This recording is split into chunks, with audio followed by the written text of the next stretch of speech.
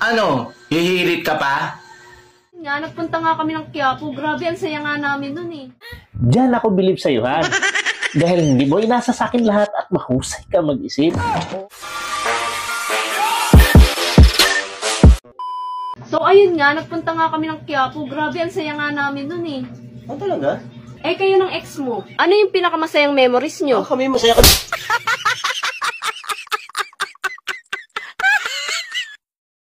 Be, sa daming lalaking dumaan sa buhay mo, ako lang siguro ang pinakamabait at pinakagwapo. Ewan ko ba, sa lahat ng lalaki nang dumaan sa buhay ko, lahat may pero. Anong may pero? Yung iba, mahal ko, pero babaero at mayabang. Tapos ikaw naman, pinakasalan ko, kasi mabait at gwapo. So ngayon, anong problema? Nandito na sa akin lahat ang hinahanap mo. Oh, ba't nangungurot ka? Ba't hindi mo sinabi sa akin supot ka?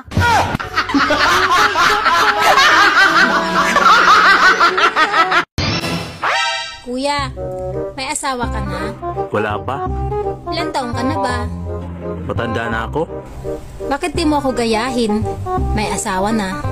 May mga anak na. Hindi naman kasi ako kagaya mo. Na ano? Malibog.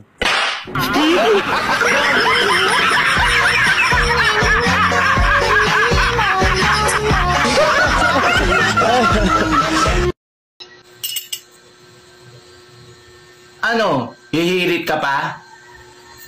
Paano? Ang aga-aga, lagi ka nalang galit. Ang hirap sa'yo eh. Maliit na bagay, pinapalaki mo. Ikaw nga eh. Maliit na butas, pinapalaki mo. Agay!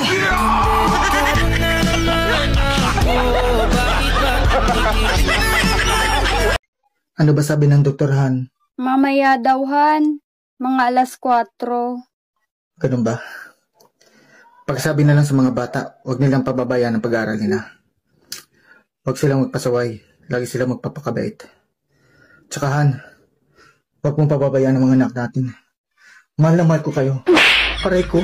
Grabe ka naman. Magpapatuli ka lang. Dami mo pang drama.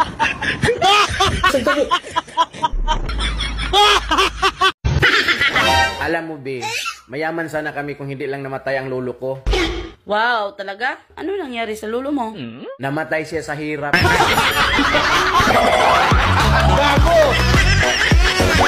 Ngayong 2025, may isang bagay dapat na hindi mo na ginagawa. Lalo na itong matatamis na inumin na to. Dapat, huwag mo na itong sinasama pa sa buhay mo. Kasi, hindi naman ito healthy. Dapat yan tinatapon mo na. Hindi mo na yan dapat iniinom. Diyos ko, magtubig ka na lang.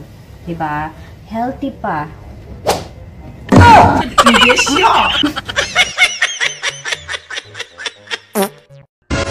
Ayoko na makita yung lalaki na laging bubuntot sa'yo, ha? Kahit alam niyang may asawa ka, nanliligaw pa rin sa'yo. Tandaan mo yan. Oo, Han. Hindi mo na yun makikita at hindi na rin yun manliligaw sa akin. Ay, buti naman, tumigil na siya. Siguro, naiintindihan na niya na mali yung ginagawa niya. Oo, Han. Gumawa na rin ako ng paraan para tumigil siya. Diyan ako believe sa'yo, Han. Dahil hindi mo inasa sa akin lahat at mahusay ka mag-isip.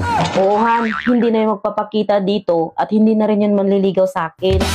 Yan ang asawa ko. Hindi lang matalino, mandiskarte pa. At hindi ako nagkakamali na ikaw yung napapangasawa ko. Swerte ko sa'yo. Kaya nga pala, ano palang ginawa mo? Bakit bigla na nahimik yung lalaking yun? Ako na pumupunta sa bahay nila, araw-araw.